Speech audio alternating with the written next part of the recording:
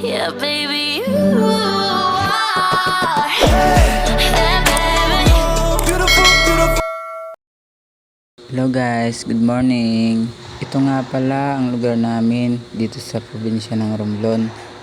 Ito lang naman yung nag-iisang barangay Talisay. Bayan niya ay ang Calatrava. Kahit maliit lang na barangay, masaya pa rin ang pamumuhay dito. Masagana din ang pamumuhay rito, pero minsan mahirap din dahil pag malakas ang alon o may bagyo, pero nalalagpasan din.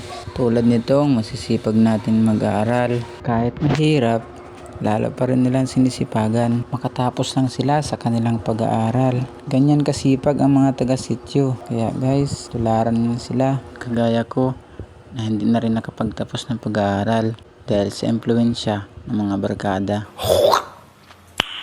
Nice. Kaya guys, kayong mawala ng pag-asa. Habang buhay tayo, may pag-asa. Ayan, galing pala sila sa kabilang isla, sa Sitio Aguada. Yan, ganito kasagana ang buhay sa isla. Dito nga din pala matatagpuan ang beach ng Turtle Cove, Cove Aurelio, Lapos-Lapos, Tinagong Dagat, at marami pang iba. Ayan, sinabi ko na sa inyo.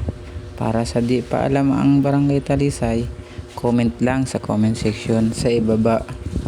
At huwag nyo rin kalimutan mag-like at mag-share. Yun lang po. Thank you for watching.